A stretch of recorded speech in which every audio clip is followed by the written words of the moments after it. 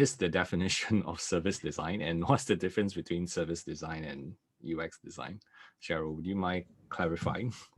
Yeah, so for user experience, right, it looks at the end-to-end interaction of the user, be it from a service or a product lens. But for service design, you're looking at the various touch points of a service, and it's not just looking from the user experience side of things, but also what is under the hood, which is the internal processes. How do teams actually support the service, or how do organization structures actually support that? And you look for the impediments and the breakdowns, and you see how you can optimally drive that. So you look at the UX and you look at the under the hood and to drive this cohesively.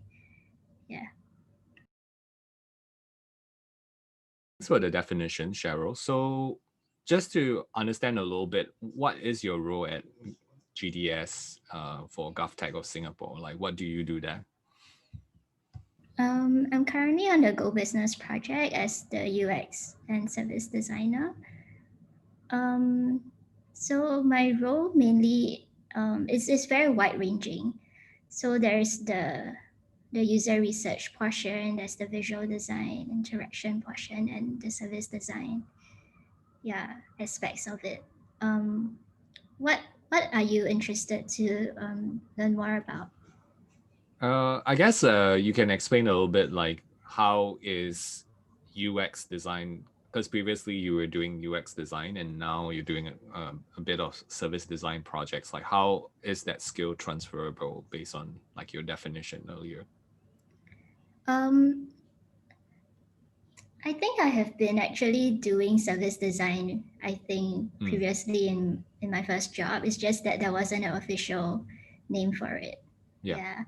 So I think from a service design angle, you definitely look at more in the physical aspects of things as well.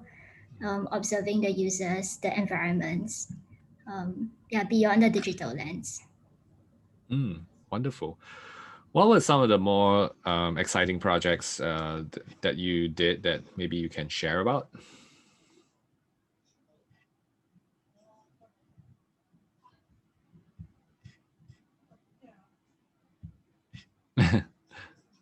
Cheryl, I think you're on mute.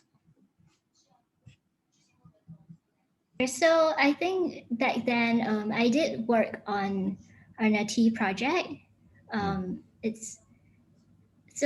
There is a local tea brand in Singapore that has been around for several years, and they actually approached our company. So this is before GovTech. This was back when I was working at a multidisciplinary design studio, and we actually pushed the boundaries of a rebranding project to a service design project. And I think the reason how we actually managed to do that was because we had a colleague from IDEO who came to work for us and kind of bring the concept of design thinking and service design into our organization. That's where I kind of learned more from that as well.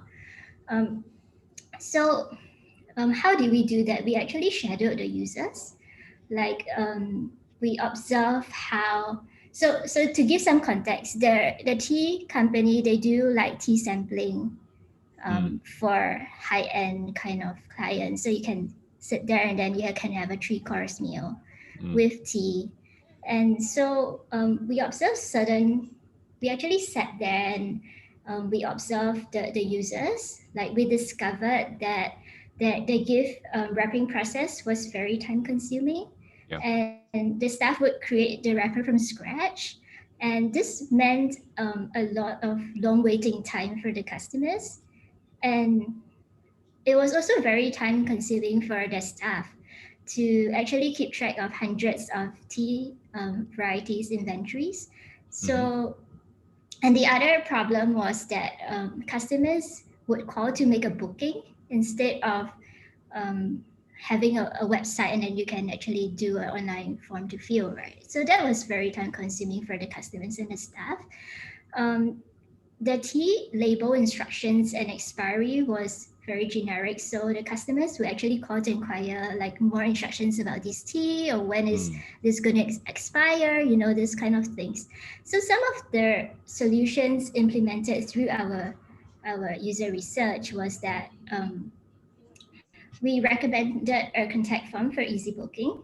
mm, We reduced the inquiries by 10%, and we also created a pre-folded gift um, wrapping slot in the tea pack. So that meant that we reduced the gift wrapping time from 20 to 30 minutes to under 2 minutes. And we introduced tea numbers for a quick inventory, and we printed a belly band. So the customers know what they're actually purchasing at a glance. mm. And that actually reduced the inventory tracking time by 30%. We also introduced a more detailed expiry and brewing instructions for the various teas, and that also reduced the phone inquiries. Yeah, so that's about that in a nutshell. Yeah, so you Mm. look at you look at service design not just at the end outcome of the product, but also you look at um, within how is the service delivered internally in the staff kind of processes and organization as well. Yeah. Okay. Thanks for sharing on that particular project. It sounds like you and your team did a lot of tracking. Um, it, was that something that was requested by the client, or was just something that your team decided to do right from the start? Yeah, it was something we actually did from the start. So it wasn't something requested by the client. Yeah. Okay. What are your thoughts about tracking and following through? The designs that you did and or even like the journeys that you implement, for example. Yeah. How important is that? I think through tracking, then you're able to be able to understand better, like Mm, um, how do you actually measure like the impact of your design, mm. right? Whether it is going in the right direction or where it might be like some potential problem areas that you can actually tackle. Yeah. Yeah, I do agree that's important. And I think it's also quite challenging for service design, isn't it? Like I think for digital design, there's a bunch of analytics too to do that. But how do you do that for service design when you're designing physical experiences, or like in some cases the packaging that you were talking about? Like, yeah, how is that executed? So I think firstly that one we actually did it very manually through Mm, actually taking a time like to mm, actually a stopwatch to actually measure that. mhm. Obviously, like over through time, that is not sustainable. But I think it's mainly to get our client to get a better sensing of the amount of waste and the amount of time Mm. taken, to drive this whole service. Okay. Yeah. Great. Thanks. For those of you who have just joined, I have Cheryl with me, who is on the government technology team in Singapore. She works as a UX designer and service designer. So, hello to the audience on Facebook Live, and as well as those who just join us on Zoom. Um, so, just a question for the crowd, like how many of you here are looking to become a UX designer? So, if you're looking to become a UX designer, maybe just put like interested in the chat so I roughly know. Because we're gonna talk about a topic related to that. Like Cheryl is a very reflective person, so she's she's asked me to include a reflective segment inside. Yeah. So Ashley is interested. Agatha is interested. Majin is interested. Majin is one of our coaching clients. Alvin is also interested. Nice.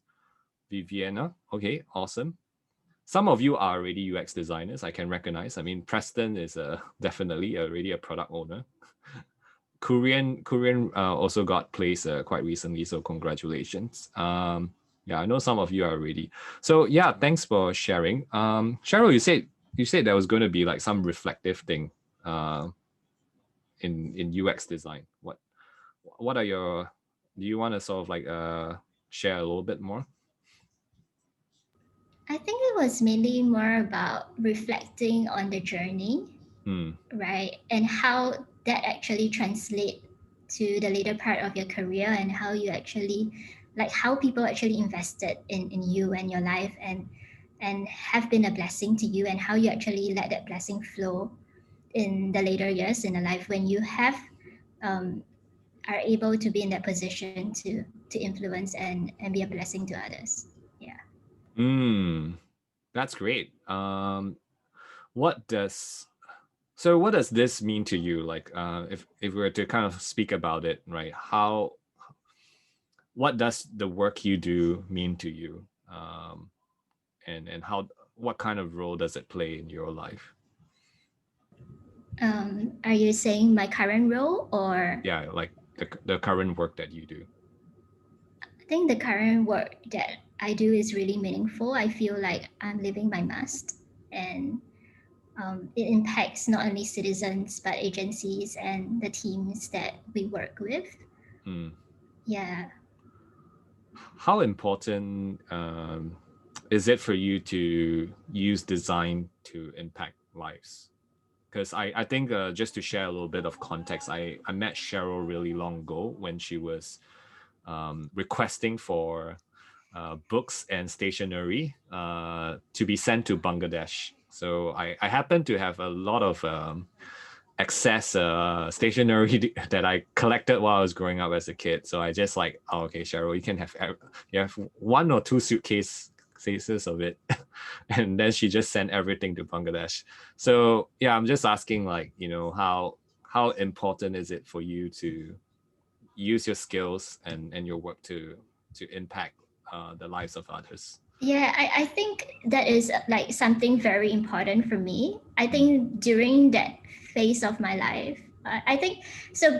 You have to kind of give a prerequisite, like a look back, right? So back in poly, like if I used to say that I wanted to use design to kind of bring like social impact, mm, and I want to impact um, people. And so during that time when I reached out to you, um, it was a time when I was also making a career switch. And it was mm, a point of awakening for me. mm, Um, I was taking a human centered design course from mm, IDEO. And then I think it was a time when I wanted to my work to move closer to users, like more of it. mm, Yeah. So and so I work on this project in India, and it's called Story Time. It's we wanted to see how we can actually relook at revamping reading environments in India in an under-resourced school, and mm, use secondhand storybooks for that through a human-centered design lens. And so I work with the Teach for Better um, India teachers there, and NGO there as well. mm. Yeah.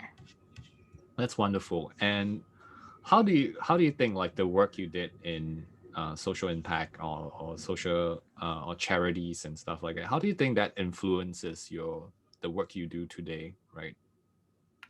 Does it have an influence or does it not?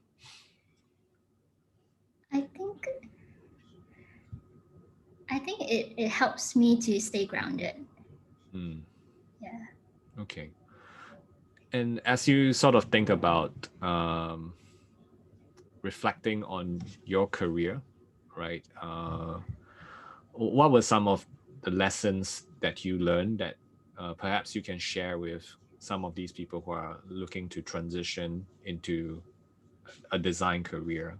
Um, yeah, knowing that you have done the same previously. Right. So are you asking more about how was my like career trajectory and how it kind of shape shifted, something like that? Uh, well, Or you could talk about that, but I guess it's more like, looking back, kind of introspecting back at your entire career. Like, are there any lessons you've learned or you take away? Yeah, it can go with that sort of like format if you want to share that. Yeah. oh, okay, okay, yeah, yeah. So I think for me, I think at the very beginning of my career, I worked at a veteran design studio called Duet Design. They're very low profile. They've been around for 30 years. Mm, And I think that was there where I learned what does good design look like and what does having a good mentor look like. What does good culture look like? What does good internal working processes look like? And so I think with that, right, um, when so I just share a little bit about, okay, let me see, share a little bit about what I learned there. Yeah. okay. Um,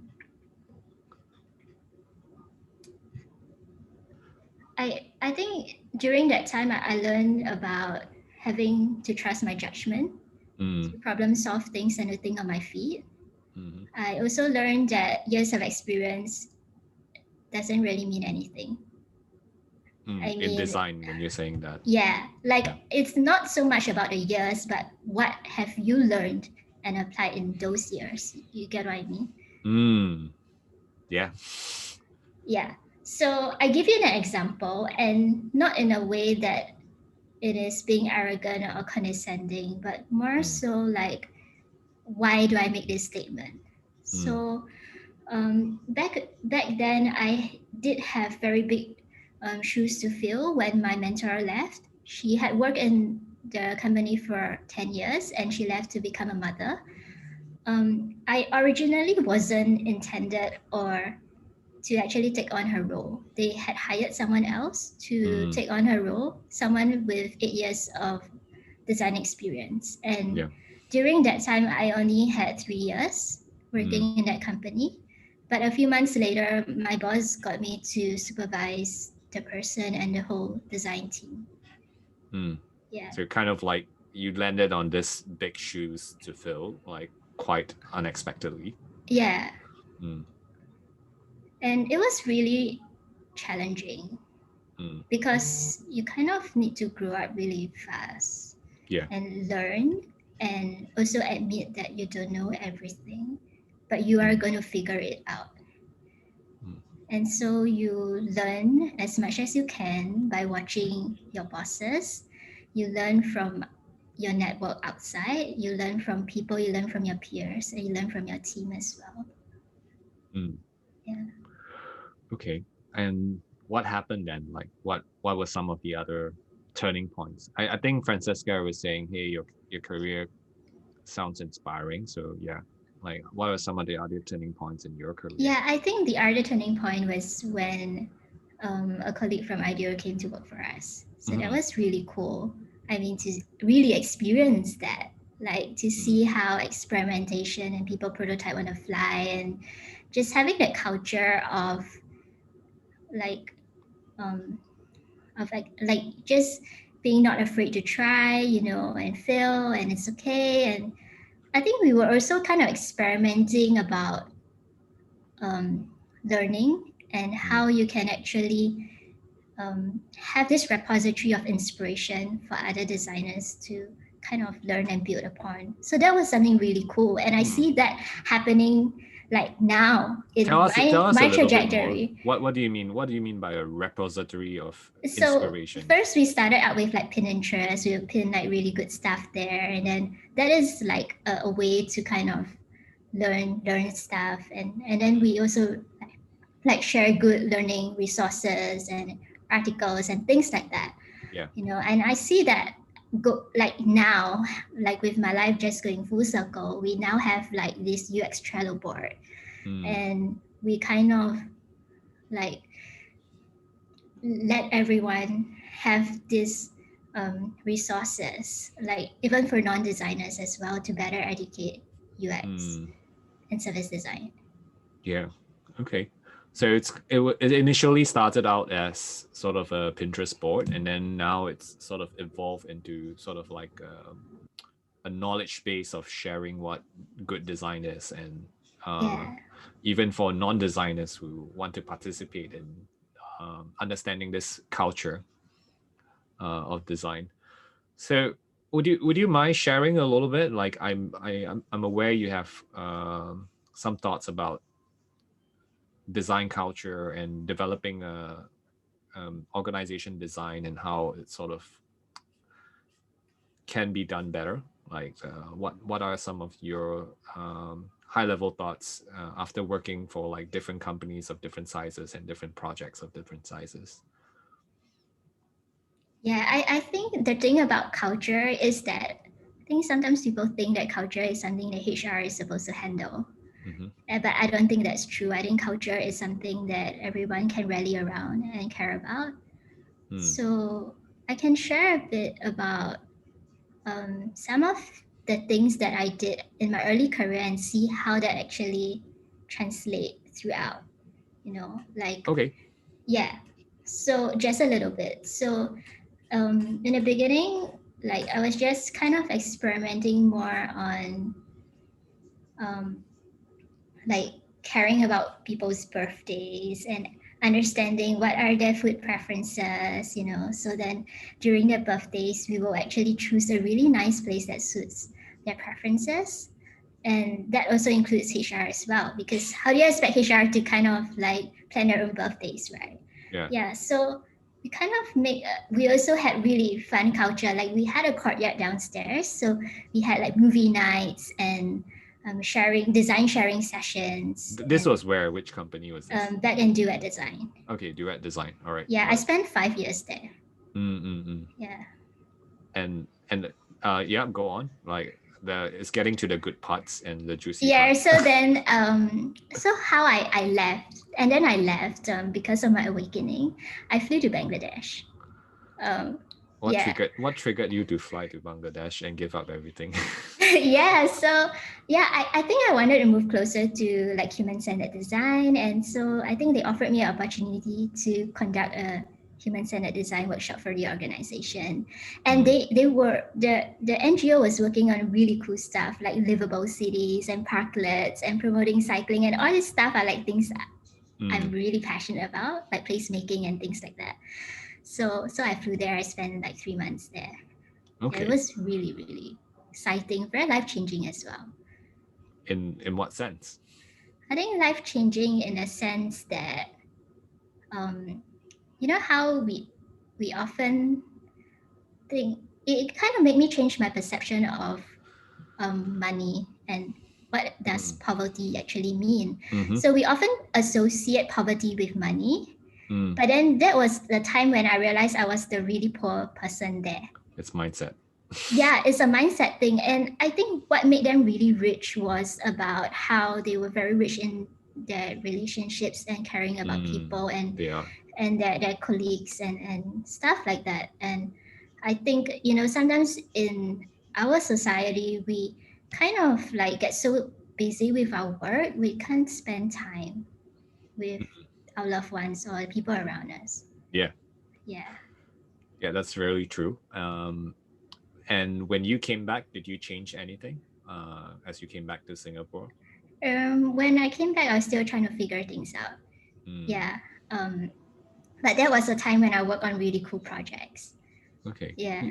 I think it's kind of a work in progress. I want to ask you, like, would you say it's a good thing that designers should not just design for the country that they are born in, or just for sort of like the one single market, but should expand and extend um, to design for humanity in general, and then just stretch outside and go beyond borders? What are your thoughts on that?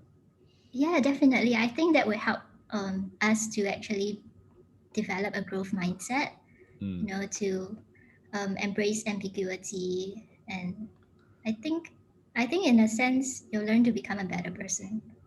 mm. Yeah. Yeah, Isha says, I don't know, is it a he or a she? Isha says, need more details. Yeah, Need more details about about your overseas stint. Yeah, in Bangladesh? yeah, could be Bangladesh, could be anywhere. I think just yeah, what's your experience working on overseas projects, or what's your experience working overseas, right?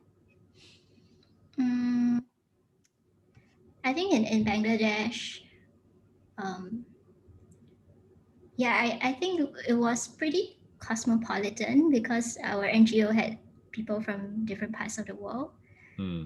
Yeah, I think that helps you to understand different cultures, understand various perspectives better. And I think that helps you to become a better UX designer or researcher Hmm. as well, right? Because then you are able to understand your own biases or Hmm. your own frame of thinking. Why you think in this way? Oh, you Okay. think this is the right way. Maybe there are other ways to solve this problem. So your Something like assumptions that. were challenged when you were there. Yeah, definitely. You always think that maybe you are right, right? But then maybe Hmm. this is like how you have been brought up and think in this way, but other people are brought up in a different way and this to them is right as well. Yeah. So how can you have two rights? Yeah, Right? that's right. Yeah. And we are all right. Yeah. Thinking about that. You should ask a very specific question. Say, given the poverty there, for example, how different was the work there, like as compared to Singapore? Because you say it is exciting. So was it really exciting? Um I wouldn't emphasize so much on the poverty. I Mm, think that's what media actually plays out to be. mm, I think they are much more resourceful than we are with mm. things and to problem solve. Um, Yep. yeah, I've been to Dhaka, so I agree. Yeah. yeah. And was the work any different that you were able, the work that you were able to execute on the ground versus like being in Singapore? Yeah. I think the difference is that you really have to be very resourceful. I Mm, remember we were also making props for our parklets and like the simple kind of stuff that you kind of are used to you yeah. don't have and then you kind of need to make stuff up and improvise. So I give you a very small example. So if you want to make boards and things like that, kind of waterproof it, usually people just send it for lamination or things like that, right, to If the we are printer. in Singapore, that's what we'll Yeah, do. and someone cuts it for you and everything, but no, like over there we're using the scotch tape to kind of like cover Yeah. it bit by bit and it cut until our hands go sore till midnight. Oh Yeah, wow. Okay. So it's but it about was fun. resourcefulness, Yeah. and that's sort of what you took away over there. I think that's great. I mean, it sounds like being a designer is not like this job where you just sit in the office and then you talk to people and then you just use the computer sometimes. Huh? It sounds like you had to do a little bit more than that. Yeah, definitely. And I think that's the life of a UX designer, UX researcher, right? Hmm. Yeah, you kind of have to go out there to test out your designs with the the real users. Yeah. Yeah. And I think at one point in time we were having this conversation and you were telling me, hey, uh, it's really important for uh, sometimes as a UX designer to be a glue within the organization. So can you describe a little bit what does a glue within an organization do? The glue work. Yeah, the glue work is the kind of invisible work that Mm, there isn't a title for. Um, and but then yet it's very important work because if it's not there, then things start to fall apart. So I can give you an example. yeah. So if let's say in a project and there are team silos, people are not really communicating to each other. Um, how do you get people to communicate, right? Mm, I think some of the things that I've done was to not conduct, like organize a potluck like party. yeah. Yeah, I think your food is where you can get people to come out of their caves. Sure. Yeah, so that's what I did at GovTech for my project. Mm, Yeah. And we had like really cool stuff. Like my colleague, he makes a really nice strawberry cheesecake, and I brought like this Dutch bitterballen and the um this one the raclette cheese thing with the grill to melt your yeah. cheese. Wow. Yeah, I think it was a really nice session. I remember Conversations, this Mm, yeah. stuff that you and I and Dayla and Douglas and Tyson Yeah. was dabbling as well. Like Yeah. we wanted to kind of make the public space and the workplace to kind of people to have more meaningful conversations, right? Yeah. To learn to show up and be their authentic selves. So Mm. during that session, I also kind of experimented conversation. So I brought in like the A, conversation a starters. conversation starters. All right. Yeah, and then get people to stand in a circle to kind of have post-it notes and reflect on it and then Nice. share as well. And I thought that was the time where people actually broke the ice.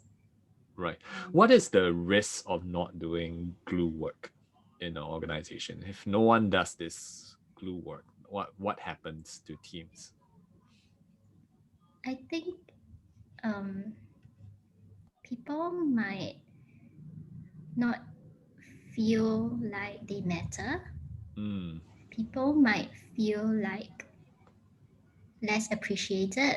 You get what I mean? Like people want to be seen and heard. And I think especially in a COVID situation, that is even more important because Mm. now we see less and less of each other. We just sit behind a screen, behind like a Zoom call, right? How do we let our teammates know we care about them, that they do matter? Like, for Mm. example, just a very little thing. Yeah. So, for example, if your colleague was sick and in a physical setting, you probably would just like go around and say, "Hey, how have you been? Like, how is your Yeah. thing? You, oh, I'm so glad you're well now." You know, that kind of stuff.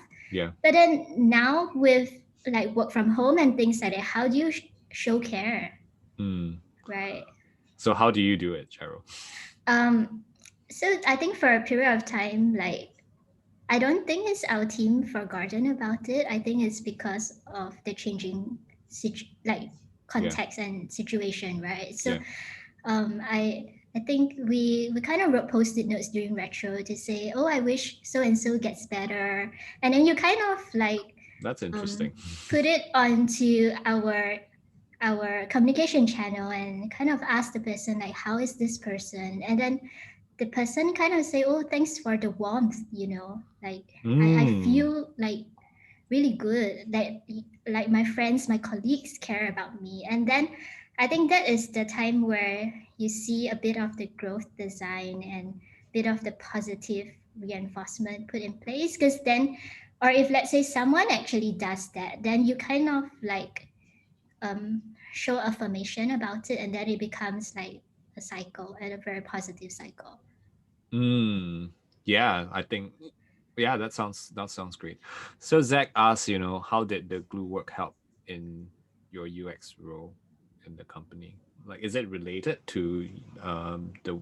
I'm guessing it's not part of your job description for sure. Uh, but does it help you as a UX designer? Yeah. Yeah, definitely. I think people love like having a nice environment to work in, right? Mm. Having one that you feel that you do matter and people care about you. Mm. Um, and it does help to build good working relationships with your stakeholders, with the different teams and people. Yeah.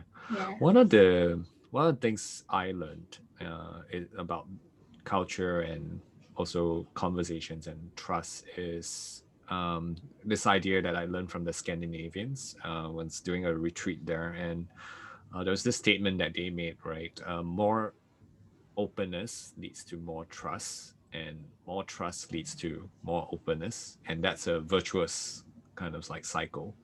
And what you shared really reminds me of that. The fact that you enable this work to happen in order to allow the other work to then take place and take place without friction. Yeah, because it is at the end of the day the work we do as UX designers involve people, right? Whether it's our stakeholders, whether it's our customers and prospects, or whether it be it our colleagues. It is a very people-driven, people-centric work that we do here. Yeah.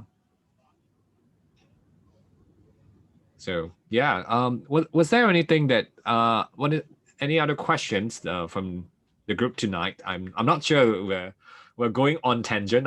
We didn't really talk much about service design. We ended up talking about very philosophical stuff. And yeah, if you have any questions, this is Cheryl from GovTech, by the way. And do you still continue to do social work in these days? I know maybe plans might have changed during COVID, but like even as recent as last year, did you still continue to do that? I do more in terms of funding. Yeah, in So Nepal. monetary Yeah, now. Nepal projects. Yeah. Um, yeah. But I think I do give my time to kind of help other UX Mm, transitioners. Like I kind of review their portfolio. yeah. Yeah, let's talk Then about that. Let's yeah, talk about UX education. You're telling me this afternoon, yeah, like you, I think you're, yeah, you're sometimes you message me and say, hey Daylon, like, yeah, you should do something about it. and yeah. and uh yeah, I'm changing it in my own small way, but trying to understand. Right now you're on the client side, right? You're in a big organization. I'm sure you've seen portfolios all the time. I'm sure people come to you and say, hey, how do I become a UX designer? Can you tell me what you're observing, like uh, as someone who is like now I guess a mentor to some people who are trying to transition? I think the trend now in UX education today, or let's say the portfolios that sometimes I do see, is that becomes like a bit of a template and it Mm, lacks a bit of the holistic kind of UX education or foundation thinking behind it. And I'm curious or worried as well mm, because I'm just thinking, is it because now UX is seen as a buzzword or the in demand kind of job, and then people see it as a golden ticket mm. to want to be in, then, or Yeah, is it like in the boot camps, like people aren't really taught very thoroughly, something like that? Yeah. I have my suspicions, but I shall not say anything about my competitors. But yeah, I mean, we actually surprisingly in our current batch, we do have one coaching client who has gone through some pretty prominent boot camps, which I wouldn't name names, and he said he felt such a lack of support that yeah, he decided to give it one more try. And so I think that is a very, that seems to be some of the things that I'm hearing from people. And personally, as a hiring manager, I see that as well. Like in terms of building critical thinking, building problem solving skills, and even storytelling and communication skills that, or career skills, that seems to be lacking. Yeah, like what do you think is the remedy or the solution to it, Cheryl? Um, I think it's to look beyond. I think first, if let's say from a candidate perspective, right, Yeah. is to find out what's your why. Like, Mm, why do you want to become a UX designer? Is it because you see it as a golden ticket, or you mm, want to, I don't know, like impact lives or users or something, a vision bigger than yourself, mm, something like that. yeah. And then in terms of the portfolio, or maybe let's talk about soft skill side. Yeah. Like maybe we need to be more T-shaped or having that growth mindset, having that critical thinking, not look for model answers and templates, Mm, that kind of thing. And then how to be a problem solver. How do you embrace ambiguity? Because a design process is not linear, right? exactly. Yeah, but people often think, oh, you just step by step, and it's very highly iterative. Um, I think from if a good portfolio, I think I look for is there is a clear problem to solve. Yeah. Like I look for like the scope duration of the project, how many people are on a team, what is the person's contribution, um, how did they conduct the user research?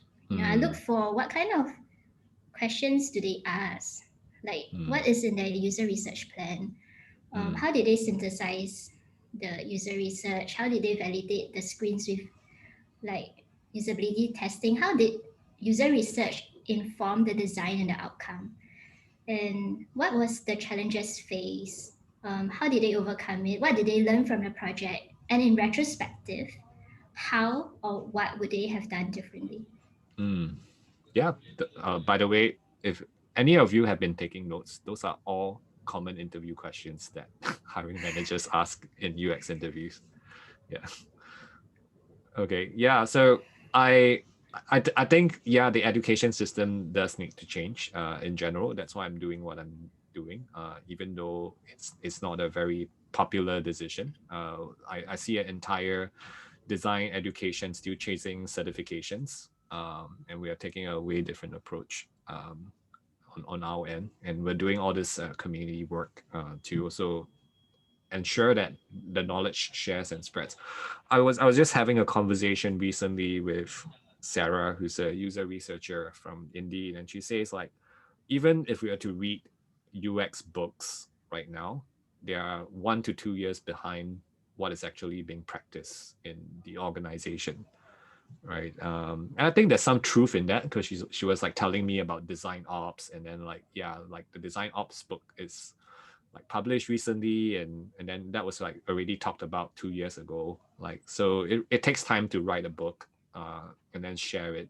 And this field is like just like evolving so much, like especially the more people you put in it, like the more the field evolves. And like there's just a lot of new approaches and a lot of new thinking around it. And I just don't think the current curriculum can solve that unless it's about really putting the work and encountering the problems and solving it together with someone who actually understands the process. Yeah, yeah.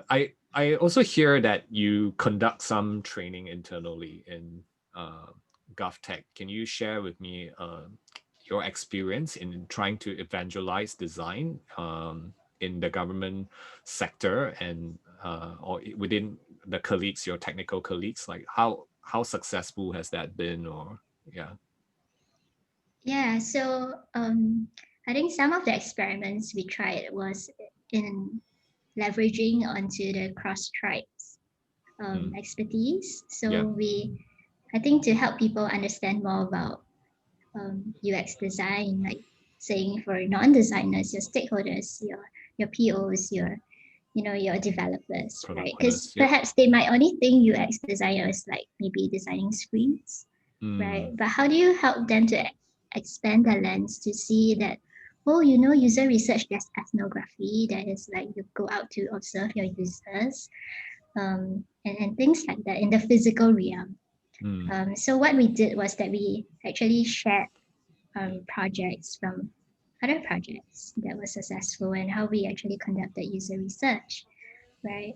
And I think that was when people get a glimpse of what does good user research look like, or mm, kind of, yeah, because maybe yeah. they were only exposed to usability testing or user interviews, right? Yeah. That's right. Yeah. Yep, there's actually a lot of depth in user research for sure.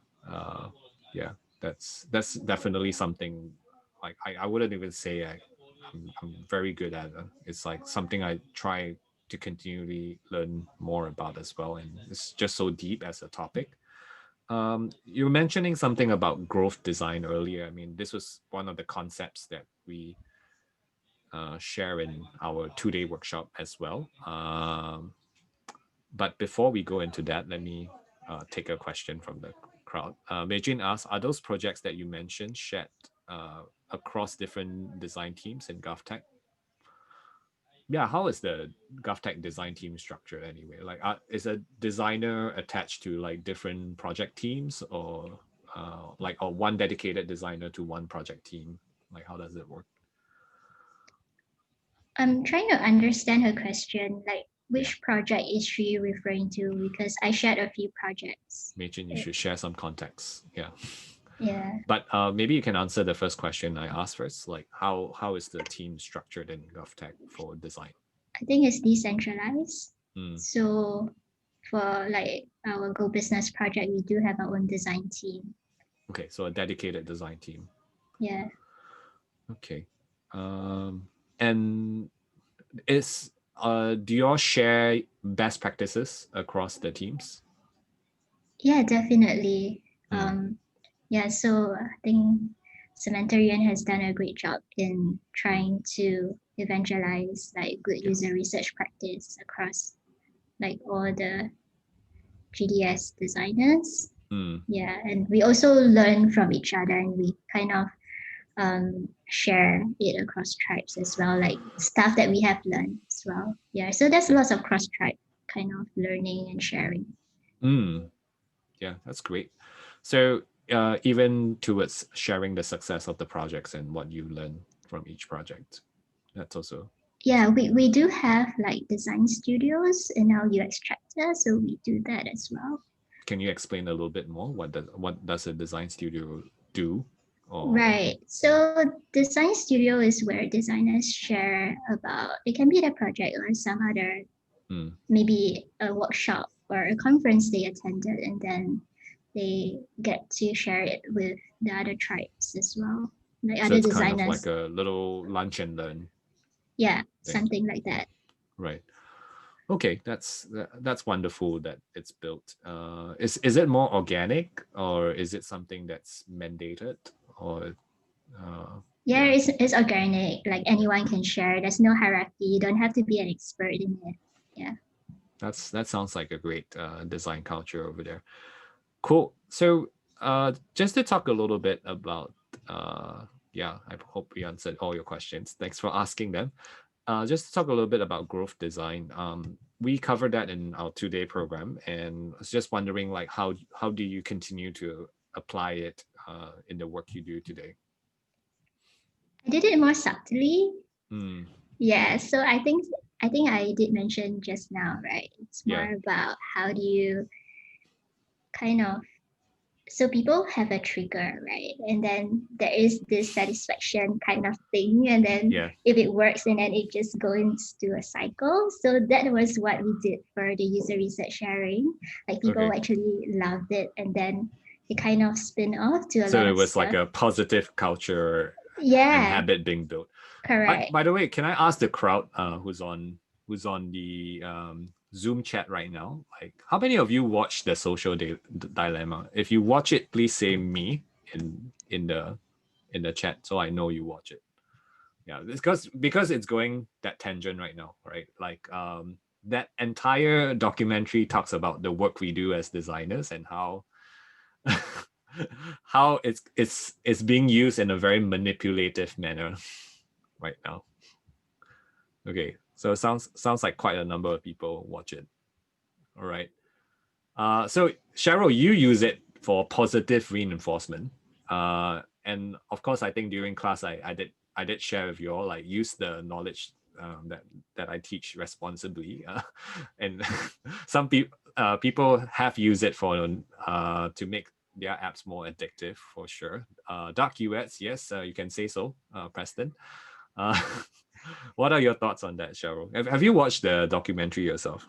No, I've not watched the documentary. Do you want Okay. to share more or? Oh yeah, so the social dilemma, for those who haven't watched it, it's about how they interviewed. It's a documentary where they interviewed some of the top executives from Silicon Valley who have left their organizations, like the inventor of the like button on Facebook, or the inventor of the infinite scroll, and people who led Pinterest or used to be an early employee of Instagram.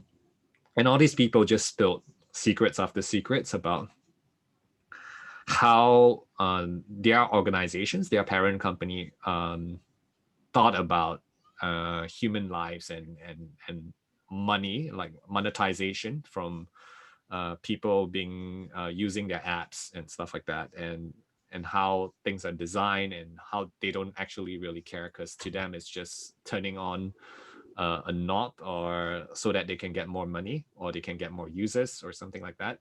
So it's very disconnected from the human side of things. So it was very, I would say, alarming to a lot of people, and to a lot of people who have watched it. I asked what they thought of it, and they say it's really very surprising. And I've actually given a class recently at Singapore Management University, and I talked about UX and psychology. So I did went into dark UX. I did went into talking about more of the psychological nudge theory and how that actually compels people to do things, because it can be really manipulative if you think about it. Yes, dark patterns, the dark side of UX, indeed. Yeah. So Cheryl, what do you think about the dark side? Like, do you have to use it? And I mean, it's just about at the end of the day, it's like how you use it, right? Like, I think for you're using it to help people do more and do better good. Or that's at least my assumption. So maybe you want to share a little bit. Yeah. How Yeah, so I think I do it less on the app side of things. I do it more on people and my teams. okay, so And to positive reinforcement on the culture, all right? yeah, yeah. But I think let's say we are talking about, let's say, dark UX and things like that. Mm, Um I think there is the part as designers we do have a responsibility. Yeah, we do yeah. have a responsibility to stand for the values that we believe in, and I think yeah, it really depends from, and that range actually depends from each person to each person. Okay. Yeah. Here's a question for you. Knowing Facebook does this, all right, and do what it does, if you ever get a job offer from Facebook, will you say yes? I think sometimes we need to look beyond certain things as well, right? Not Mm, just looking at the dark side of UX. Like mm, the dark side of UX maybe is really just to keep a company going, right? Because of growth design and things like that. But then I think there are other aspects that Facebook is doing great, in terms of connecting people, helping people to stay connected. So I think we need to look at a bigger picture of things as well, not mm. just, The pros and cons. yeah, correct, to kind of balance that out. Mm, But of course, like if it's something really, really bad, like using it like to evil stuff, then I wouldn't. yeah. Well, Cheryl, I'll let you watch the documentary and then you decide whether you will Okay. change your answer. But yeah, it was yeah, it does sound pretty bad, I would say. Okay. Okay, so any, like, we're kind of nearing the end. I just wanted to ask, like, do you have any parting advice for the audience here? Like, whether they've been a UX practitioner, right, in terms of culture, or whether it's someone who wants to transition into UX. Any parting advice? If someone is transiting UX, I would say find your why. Mm, Like find out exactly why. What's the motivating factor? Because if it's just money, um, then it's not going to drive you really far to kind of push the boundaries in UX as well. Yeah, yeah, it's not going to drive you to want to learn a lot. yeah. Um, yeah. I think that's really great. I was just listening to a talk by Chatri, who is the founder of One Championship. And throughout his entire talk this afternoon, he was just talking about his why. And yeah, I'm sure some of you already heard of it. So like, but he got really emotional when he talked about it. And I was like, okay, wow. Yeah, find your why. Great advice in life. I think it's really. I second what Cheryl says. To me, it's there's a lot of things you can do in life, and um, I think it's really asking yourself what is important and what really brings you joy um, in the work that you do, and a lot of times we do. I find myself right in the past where I try to fit into society's expectation of what success is, and I just pursue that blindly, and I felt like that. Oh, okay.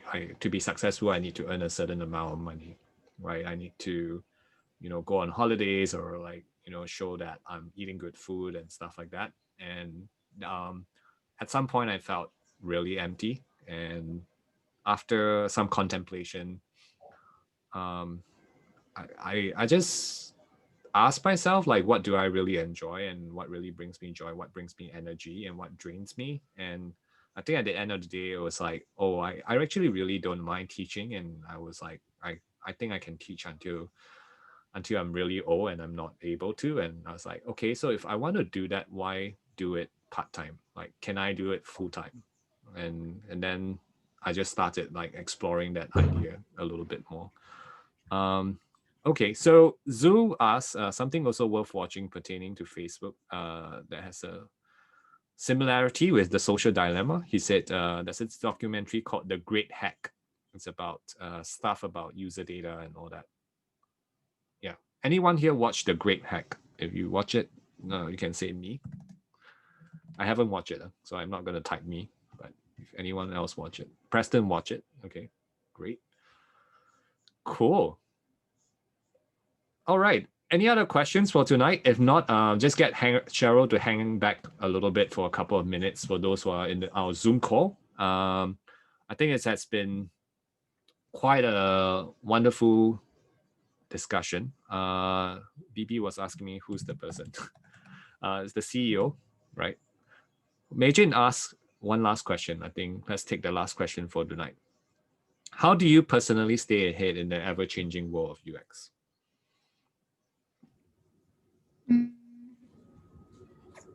I think to like know that you will never ever learn enough and just keep learning and growing. I think in terms of technology, it's always changing. So don't focus so much on the tools, rather focus about problem solving, your thought processes and things like that. Because that is something that is not going to change. Yeah. Exactly. Yeah.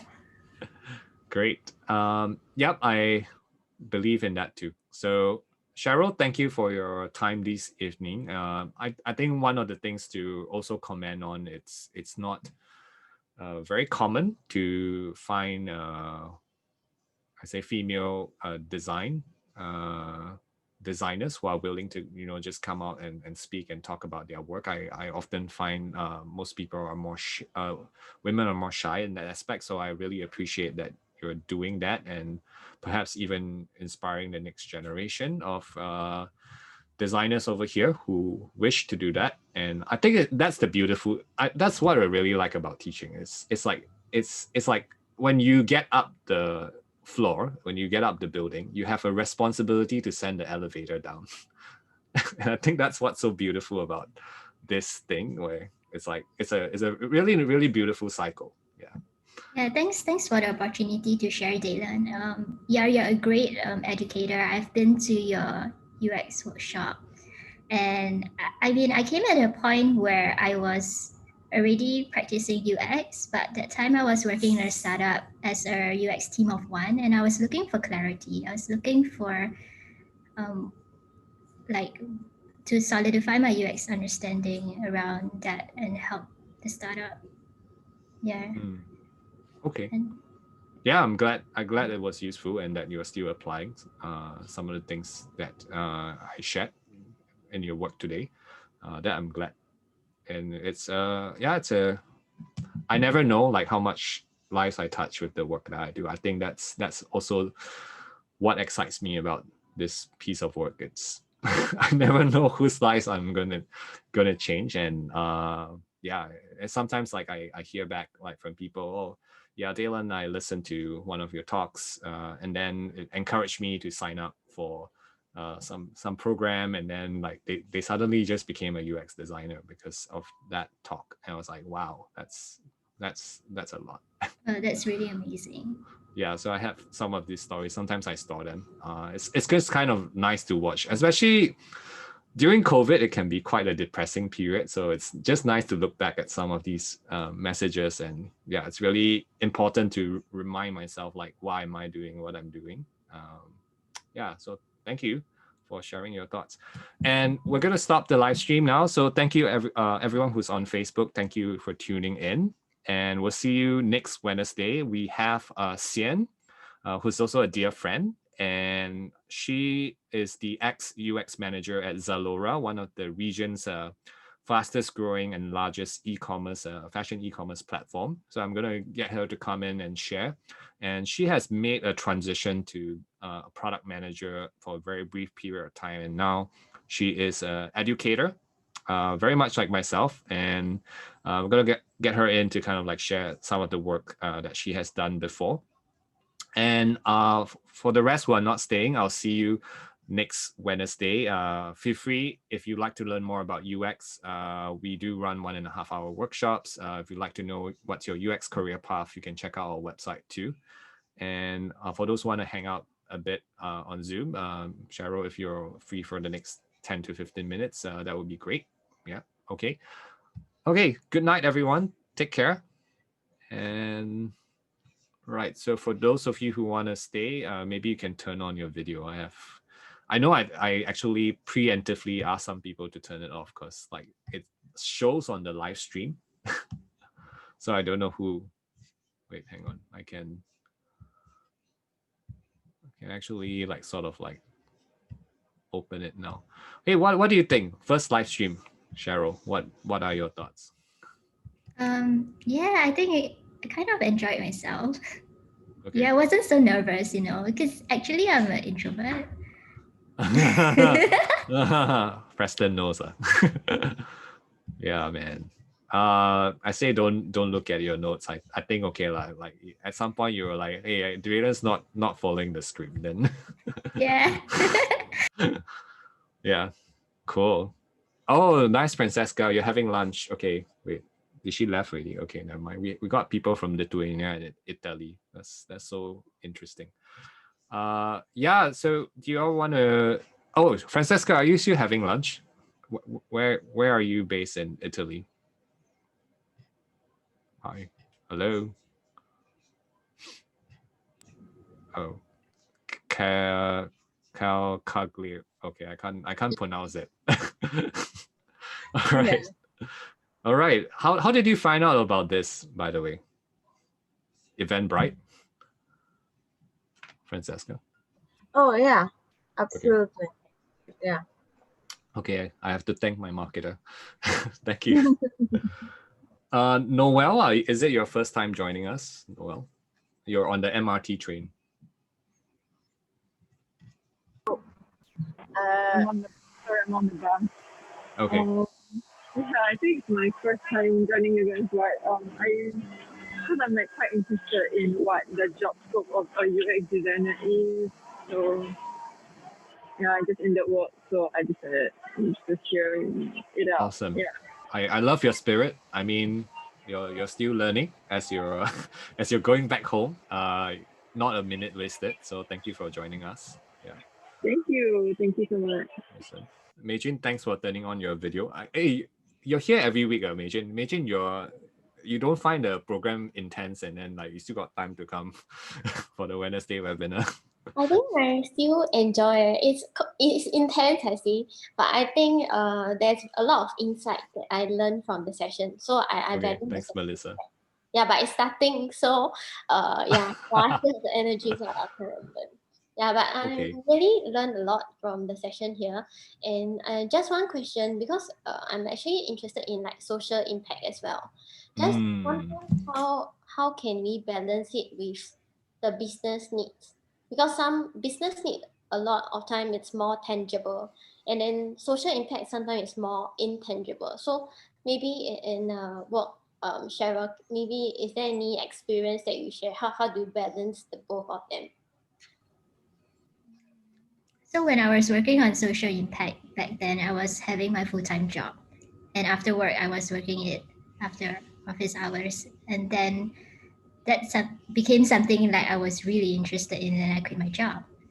So I think you can always like treat it as a side hustle thing to kind of figure out first whether is it something you really like. Yeah, and see whether is it sustainable as well, right? Yeah, because everyone has bills to pay and all that. I would say it does not necessarily have to be mutually exclusive. It's just that the way we look at it and we think about it has always been like it's a binary thing. Like if I do good, I can't make money, right? If I make money, I can't do good. It has like I think that is a perspective, right? It doesn't mean that that is the truth. Can we do good and can we make money? I think there are very interesting business models that have done so. It just requires a bit of thought.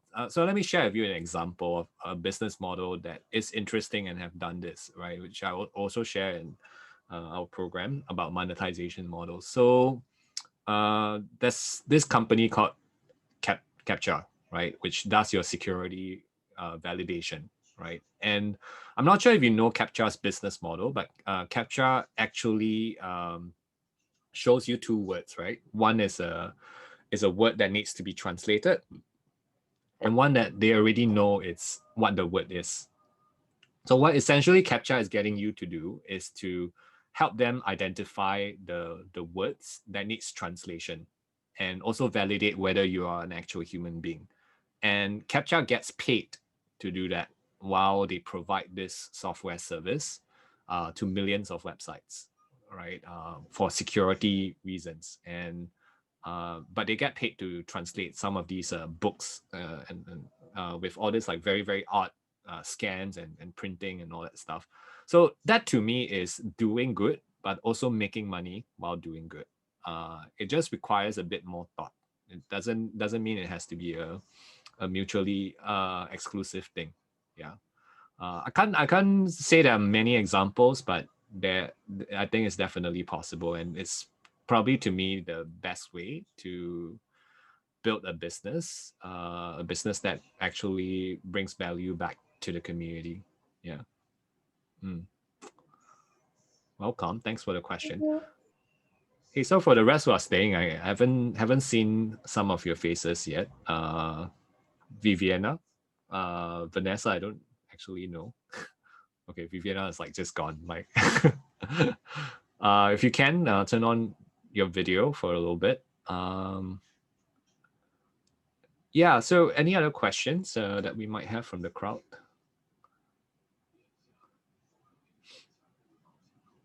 Gotta go. Wife is home. Great sessions.